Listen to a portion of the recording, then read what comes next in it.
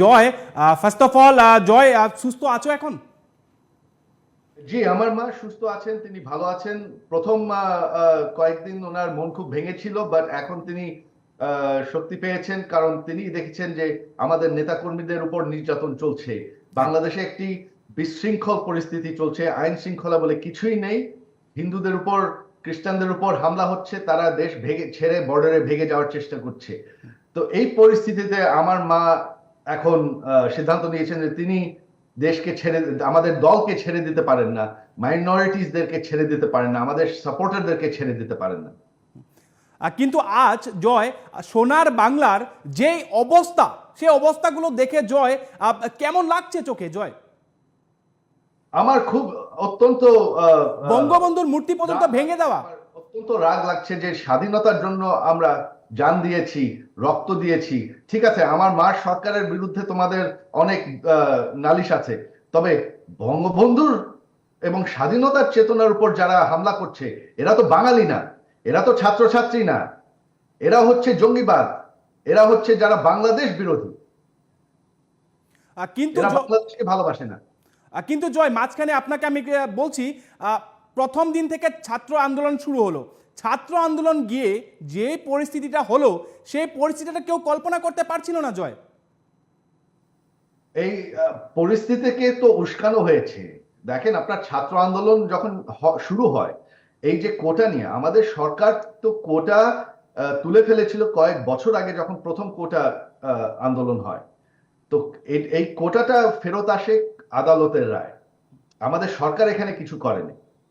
তো কোটার প্রোটেস্ট যখন প্রথম হচ্ছে, আমাদের সরকার প্রোটেস্টারদেরকে সাপোর্ট দিয়েছে, পুলিশ তাদেরকে পাহারা দিয়েছে, এটার বাড়ার কোনো প্রয়োজন ছিল না, কারণ ছিল না। তবে দেখা যাচ্ছে কোনো এক শ্রেণী থেকে এটাকে বারবার উস্কানো হয়েছে।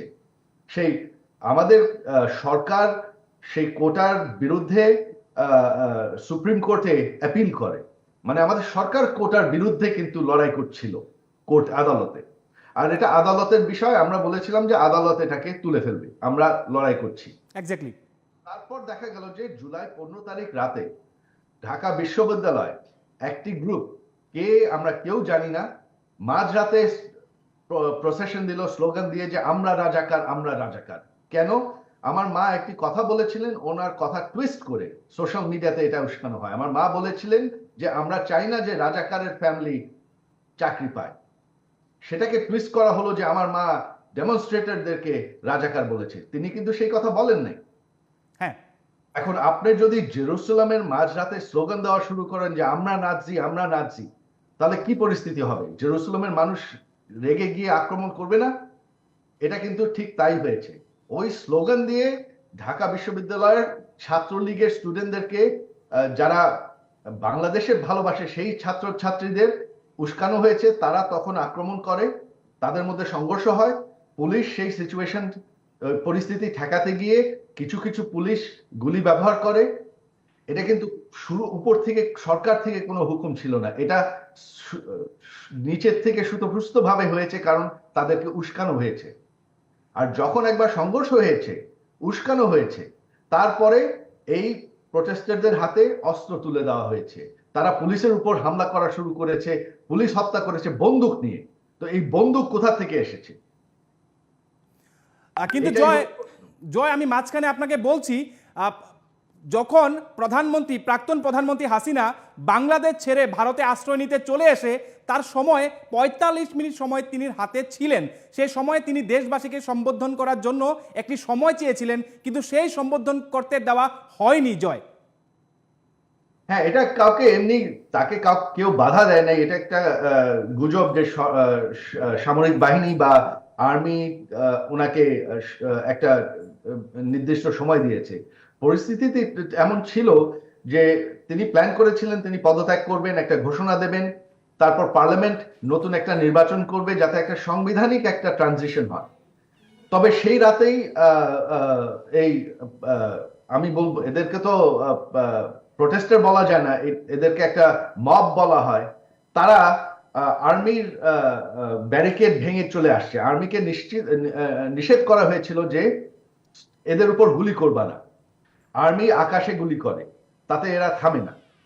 যখন তারা গণভবনের দিকে আসা শুরু করেছে তখন আমার মার যে স্পেশাল সিকিউরিটি ফোর্স এবং প্রাইম মিনিস্টার গার্ডস ওনারা বলেন যে আমরা রেডি আছি।